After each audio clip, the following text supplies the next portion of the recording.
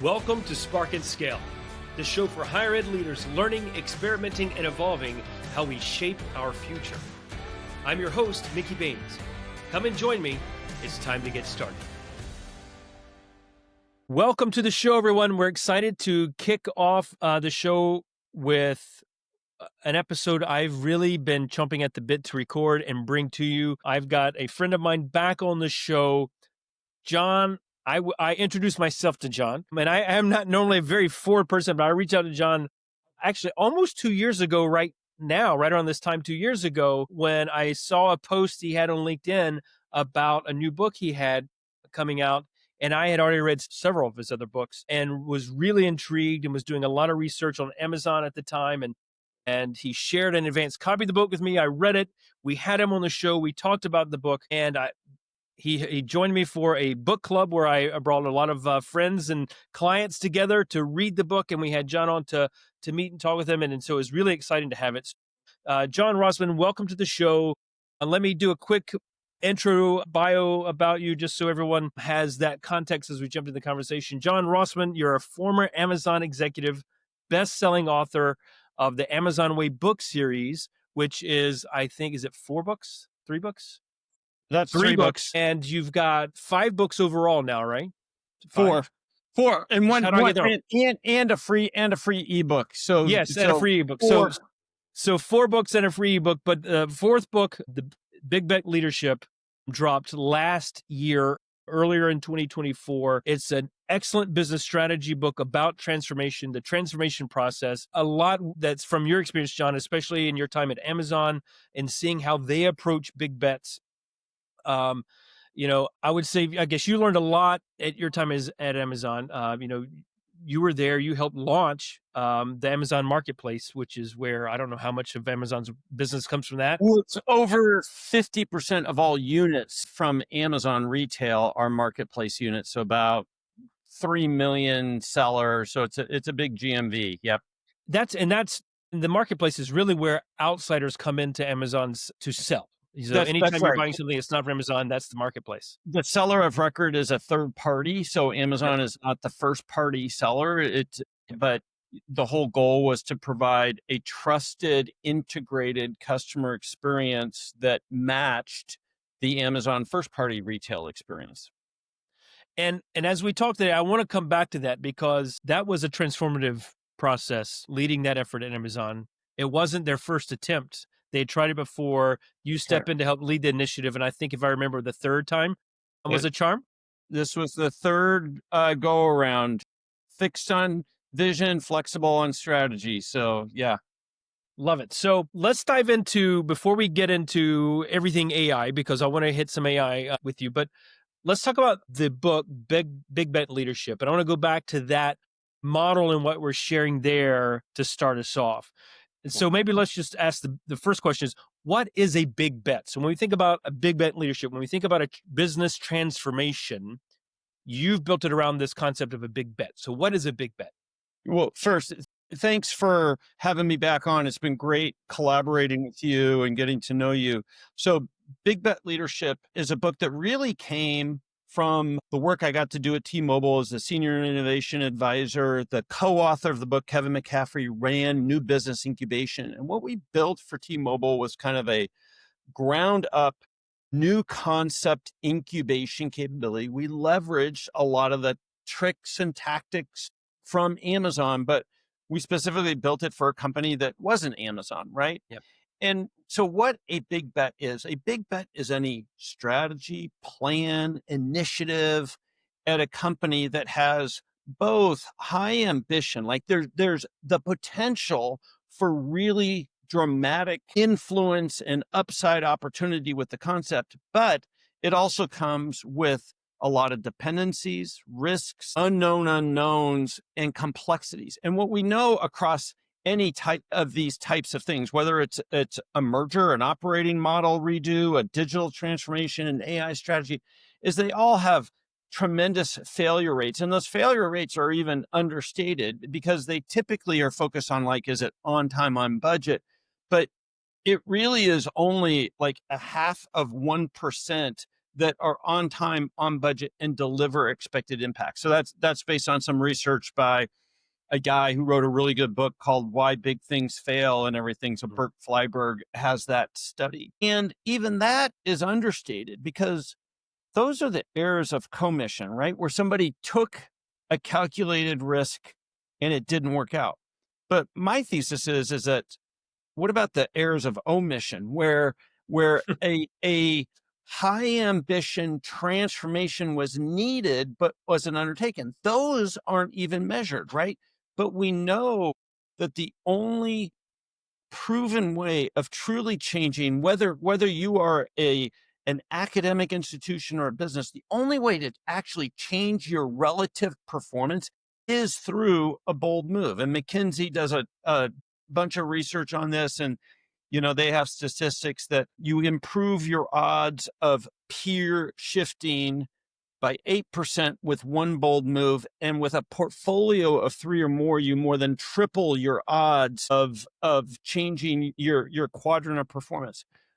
So it's a pretty tricky value proposition, right? On one hand, the vast majority of these fail. On the other hand, they're absolutely needed. That's why we wrote Big Bet Leadership, was to help senior leaders understand, how do I take calculated risks, make high stakes decisions in an appropriate way where I both seek that upside, but I manage the downside to come along with these. That's the tricky fence that you have to ride. And I can think of no better both opportunity and tricky fence to ride than how do we use AI in both a high impact, but quote unquote safe manner within our business, within our institution. And so, that's kind of why we're here talking today, is because an AI strategy is an example of a type of transformation that is absolutely needed, but can fail in all sorts of ways along the way. So you need a playbook to do it. We're going to have a link to the playbook. Yes. In the show description, you'll have that. I'm excited really to roll that out for everyone, to bring this to the world, because it is, I agree with you, John, it is absolutely needed. Now, you mentioned risk, because when you're placing a big bet, that is a type of risk that you need to take. And generally it's a bigger type of risk. But one of the key things I took from Big Bet Leadership is rethinking, and I would say this is something for higher ed. We could use more of this because we're very risk averse. But I think the way you break down the risk in small components or pieces or intervals, you insert the right term there, but how you break that down allows you to control the amount of risk you're taking at a time, because you can pivot something as you hit certain milestones throughout it. So you know how well it's working. You can get it back on schedule, or you can potentially even say, this is not working. It's time to kill this initiative. So I may have stolen some of the thunder there, now that I think about it. So tell me about, how do we take the big bet, that bigger risk? How do we break that up effectively? Yeah, no, you're teeing me up perfectly. So the central framework of the book is called the Big Bet Vector. What's a vector have? Well, it has 2 points, right? One point is the real problem. And what we encourage you to do, we prescribe for you to do, is to get at the real what sucks, right? Like, what's the real pain for your student, for your administrator, for your instructor, for your, whatever other job to be done there is out there. And don't focus on the easy to identify frictions or pains or complaints, but get at the real essence of it. And like, what would be the superpower that would really change the direction of that job being done and completely change the perception of that problem that we're solving? The other point of the vector is your ambition. Like, what's your hypothesis for what the future state is? And we frame that as a bet. We think this is a good idea, but we don't know for sure. What do you do with things that you're not positive about? Well, what you should do is experiment, right? And so we create clarity with this big bet vector, and then we go about in a fast way. We maintain velocity. We pull forward the high risk elements that, if they're true, if we get more information about them, then we can proceed with more confidence. And that's the delicate dance, is not letting go of the ambition. In fact, capturing the ambition, but then really recognizing the true essence of the risk that has to be true in order to go forward in a bold manner. The mistakes get made on this on all aspects of that. We truly don't understand the problem. We certainly don't have a crisp vision of what the future is. Once we think we do, we just go for it. We actually don't take an experimental based approach. When we are using our agile approaches, we're actually focused on just like small, technical or UI risk. We're not focused on the real adoption risk or the cost risk or the technical risks that are the real risks. And so at the end of the day, we launch something where we've had to pull back on the ambition. We haven't truly mastered what the risks are, and we launch it. And then we figure out like, oh, that wasn't quite it.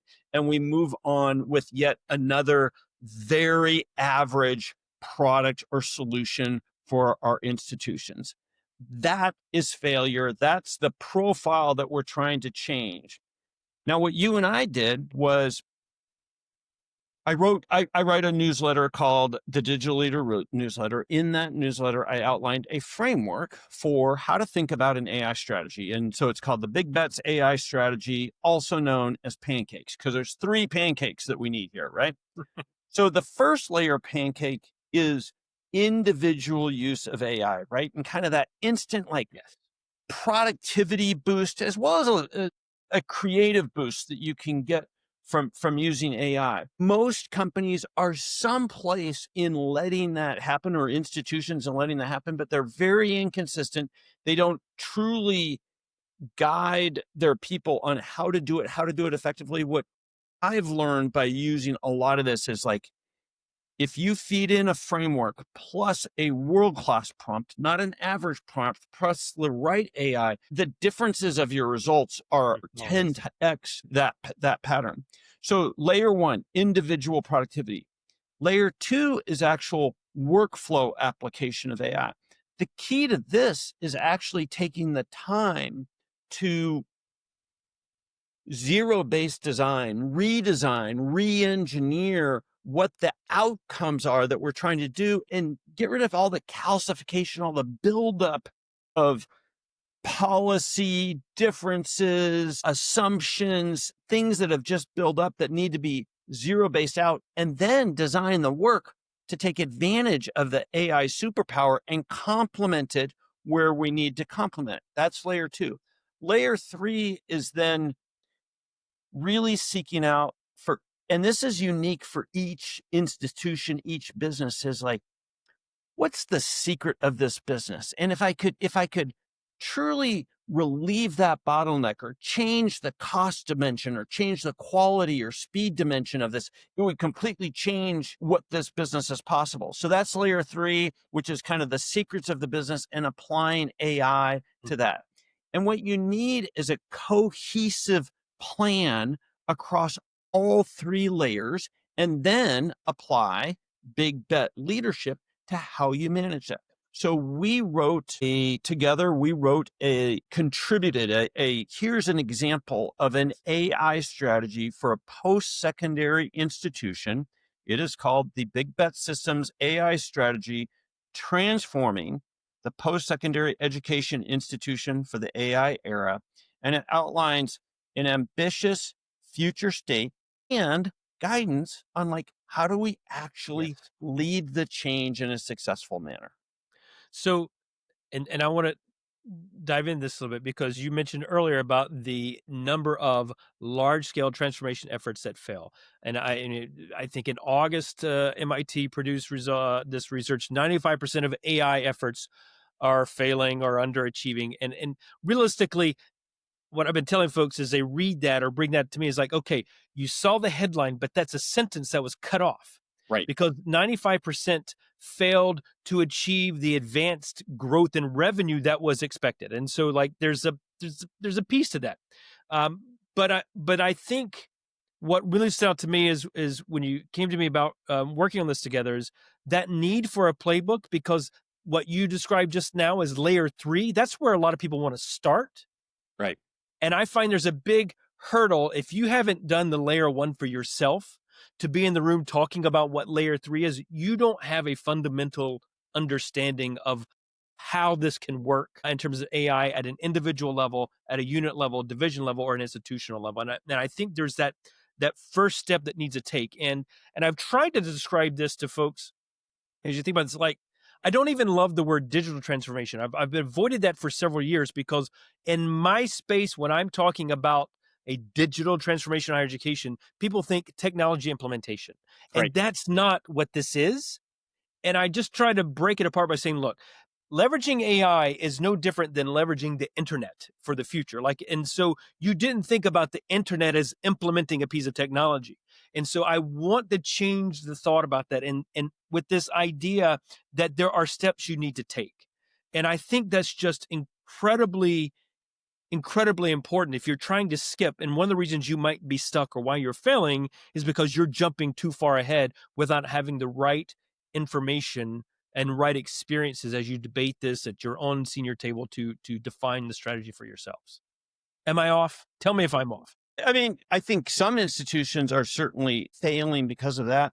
They're also failing because there's a lack of a concerted leadership program that both encourages as well as educates in like how to do this appropriately. And Yes. so there's not a cohesive or coherent plan. So even if you are appropriately like we're encouraging people to use AI in their work, are you doing it in a concerted manner where it actually builds on Yes. so that it's somewhat appropriately consistent, that it's measured, that it's encouraged, and that it Yeah. continues to not just give kind of that initial sugar boost of productivity people, but that it actually Yeah. builds into something better, right? Yes. And that's why even if and I really do encourage this, like thousands flower bloom, everybody should figure out how to use AI. You do want a layer of thoughtful Yes. leadership and coherency among everything that's being done so that we can take advantage of that enthusiasm, but do it in a way that it both delivers that sugar hit of productivity and builds to something bigger that's needed. Yeah. And the So there's worst a couple of, I'm sorry, go ahead. Go ahead. no, because the worst thing you want is a lack of coherency in something that Yes. is so powerful and is moving so quickly. And like any powerful thing, it can be used well and it can be used incorrectly and inconsistently, and that doesn't benefit the overall constituencies that we're trying to benefit here. Yep.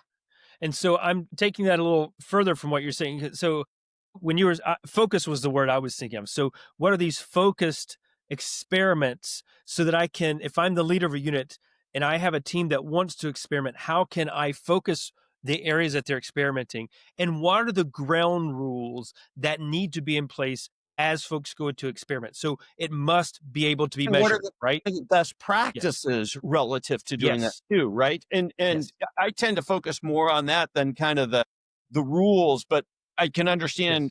why that's important. But it's like the Yes. best practice sharing of prompts, of which LMs to use, which mode to use, how to use frameworks as part of your Yes. prompting approach and everything. Like that's a super powerful pattern to use. That's the type of coherency, and then Yes. going like, okay, now how do we start going to that layer two where we're tackling more cross workflow Yes. approaches? That's where you really have to understand like who's the user, what's the job that user's trying to get done, how could we dramatically improve it, how do we break down the walls within our institutions, make this a much more integrated experience. Tends to be like Mhm. part of the challenges in most businesses and most institutions and ecosystems even more, and deliver something that is both a dramatically improved user experience and has a cost model sustainability to it that actually like makes this a win-win for everybody. Yes. And so I like the idea that with the practices. I'm thinking like rules in terms of, if we can't measure it, we can't learn from it. So we need to be able to measure it. So I'm thinking of those consistent things we want to apply. So if it's about prompting, if it's about, productivity in some other way that we're trying to, what is that we're measuring that we're trying to achieve so that we can pull that back, learn from that, and then replicate it in other places and have a consistent, I would say, collection point so that we can see those use cases, so we can see the results, and then we can prioritize as we look at how we want to expand and scale with our teams. In our model report here, Yep. even just in layer one, there's a lot of, actual like strategy and vendor decisions to Yes. be made, right? And so not that we've vetted this out thoroughly, but Yes. there's, both the generic LLMs that can be used, ChatGPT, Google, Yep. Claude, etc. But there's a ton of very compelling vendor tools that are really Mhm. about tailored to the individual jobs to be done within our institutions. And there was two that kind of popped up on the report. I did a little review of them today myself. One's called Gradescope, the other is called Turnitin. And these really are they really do model like the job as an instructor of, ensuring whatever your AI, policy is, that you can properly assess students relative to the work, that, it's not AI plagiarized or whatever, that you Mhm. use it to help drive your productivity in terms of assignment grading, assessments, and things like that. And that you can use it for future curriculum planning. And it's like, oh, like they've really taken the base layer of the LLMs and applied like the frameworks of the job to be done here to give a really tailored AI empowered experience Yeah. for, we'll call it for the instructor. But as an institution, you need to make smart decisions about which of these to use and how to use them, and then drive the adoption and the benefit across the institution, and do it in an experimental based way, because as we know, nothing works day one, right? Like Yes. just make that your assumption. So be And what I can careful with your see mistake, and make everything an experiment. and what I can see at institutions, and it'll fluctuate in times. And it's not just AI, but we're talking AI here. When I see an RFP or a set of requirements from a client who's looking for a piece of technology, it is so easy to see, read, and understand that they really do or don't understand what it is they're looking for. When we're talking about artificial intelligence, they want an AI agent, and they're still talking chatbots, and that's a little small nuance. But when they're asking for something of a bot that you pre-coded questions and answers to, here are the first 50 questions we're going to put in that the bot will try to answer, and it can try to learn on its own. Models, methodologies that that realistically aren't that old because it's 2 years old, maybe 3 years old, but in AI timelines that's really old now with how things are progressing and growing. And my point here is that the reason you need that understanding is so that when you move to technology selection processes, you're making really informed decisions. Because if you put out a document for a piece of technology that says we're looking for this, and vendors respond, they're going to show you lots of bells and whistles that give you lots of oohs and ahs in and around the room, but they may or may not be able to truly achieve what it is you want or need, and you won't know that they won't, or you won't know what questions to ask to ensure that you are making the right decision. And It, I see at the people at the top that just say, "Hey, AI, right. very broad thing. You go do this." And that doesn't necessarily mean that that person knows that type of AI, knows that product marketplace. And that's why we need to build out this first layer to build that knowledge so that when you select a tool and then you go to implement it and use it to get to layer two, you can actually get off to a faster start because you've got the right tool. Yeah. And all of those things are true. And the point of the rapid advancement of the capabilities, you really have to factor in extensibility, right? Which is an anti-fragile approach of like, no matter what decision I make now, I know it's going to be antiquated quickly. How do I create a partnership and a design approach so that I can continue to take advantage of those advancements and not be have paid myself onto an island where I'm now frozen in Yes. what is quickly yesterday's technology, right? And those types of concerted those are business strategy decisions. Those are not technical decisions that we are making there. But that is why, like, I go, every technical decision is a business decision. And if you can't understand the business implications of what is being framed as a technical decision, like, you need to stop the conversation and really figure out, like, I always frame it in terms of, like, what's the job we're trying to do here, right? Because everything is a business decision at the end of the day. And how we do something, how we architect is as vital or more vital to the actual tech that we plug into Mhm. that overall architecture. And that's yet another reason why you need a coherent strategy in undertaking this. That doesn't mean controlling everything. In fact, in a lot of ways, that should accelerate the impact and adoption and Yep. spread. Yes. So I'm imagining folks listening to this and thinking, oh, we kind of started this, but maybe we're not, we've taken 4 steps, but maybe I need to take 2 steps back. So, for any institution that's really started this process, that for whatever reason feels like it might be stalling or that they're not necessarily going in the right order of things, what would you recommend to them in terms of how do I slow down what I'm doing, take a step back, and if I do, what is it I need to do at that point? Well, I always try to find the bright spots and really focus on, like, well, what is working? What can we learn from Yes. maybe what hasn't worked as much? And then, focus on where we think there's value Yep. and, solve hard problems versus solving easy problems. And I think that's where real value is taken. So without having a scenario in front of me, it's hard to do that. But I think just framing it as, like, okay, this has been a great experiment, a great phase one. Now, how do we think bigger about this? Like, that's how I would build on a Yep. situation like that. And, hopefully other big commitments weren't made. And if there are, then, you got to face the truth, right? Like truth seeking is a really important aspect across all of this leadership spectrum of transformation. Is like, you've really got to get to, the what sucks and the real truth of the situation. And then the only thing you can focus on is, like, what's our next best available move, right? And that's what a good leader does, is just focuses on framing the next best available moves. Yep.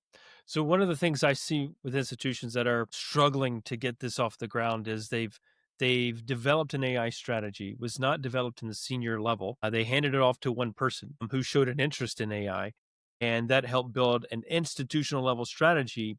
And because it wasn't developed at the top, because it wasn't bought into at the top, the commitment's not there, the priorities are not there, and the areas in where they want to experiment and focus are all over the place. So there's probably a combination of things. And, those are the things that may have taken a lot of time for you to get to this point, but it probably didn't take a whole lot of time at the top.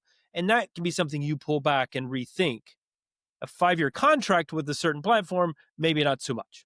One of the real powers of AI, and part of why I think this is kind of a different speed of transformation than we've seen in other kind of transformations that we've Mhm. had and everything, is I think every job can actually find a way to leverage it and experience, like, why this is so different. And so one of the things I do is, like, everybody needs to be using AI in their jobs. And it's not a delegation experience, right? And I haven't found anybody who hasn't been able to find a way to really experience the power and the impact and the high points and low points relative to using. And I think when you do that, then you're going to get a different aha instinct to, like, yeah, but your point is exactly right, which is presidents, CEOs cannot delegate transformation.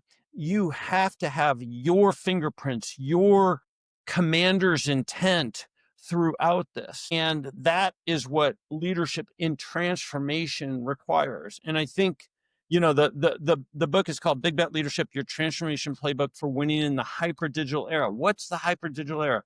The hyperdigital era is what we are just entering into. And it's an era where there's chaos and conflict and opportunity that comes from really three things. One is kind of disruptive technologies like AI, but that's not it. It doesn't stop there. And it's always the Yeah. combination of these things that really light up interesting use cases and capabilities.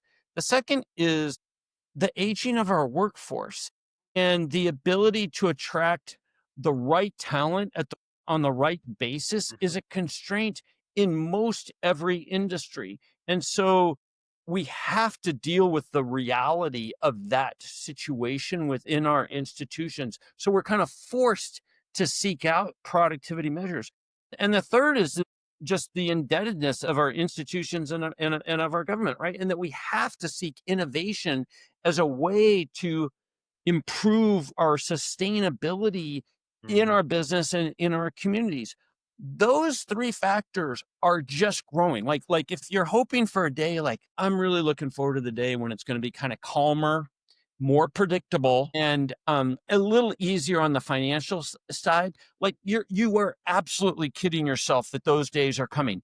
It is going to get worse, and organizations are either going to find a way to go on the offense and create models that take advantage of these factors, or are going to face the consequences of doing that. And so it's going to be an era that's ripe for disruption, new Yes. winners, new losers. It's a tremendous opportunity, but you need to go early because you need to experiment and learn and build Yes. organizational capability to lead and to change. So you want to give yourself the one thing that you can give yourself, which is a little bit of time.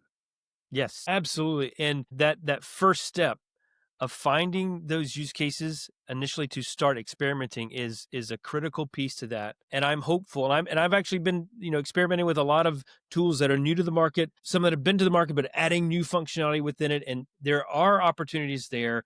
The key is that you find them for yourselves at the senior level, and begin deploying those below you at the next level and taking that step to experiment with a focus to it. John, thank you for jumping in and helping us start this conversation. Again, the link to the playbook is in the show notes. Please grab that, download your copy. We'd be happy to have this conversation with you to extend this with you and your colleagues. This is so important. I know there's a flood of information out there, a flood of products out there that are saying, look at me, look at me, look at me. But knowing what you're looking at is really a prerequisite before you jump into that. So take that time to find that learning, and then you can build strategy and think about those products and look at the bells and whistles. So, John, thank you for joining me. This has been a great conversation. Really excited to continue this with you as we share the playbook. Mickey, thanks for your partnership. Yep. Folks, until next time, thank you for watching another episode of the podcast. We're excited to continue the season on throughout the rest of the calendar year. We've got 7 more episodes, I believe, before we hit the holidays. We'll take a short break and then we'll be back right after the holidays. But this is just the beginning of our new season on Spark and Scale.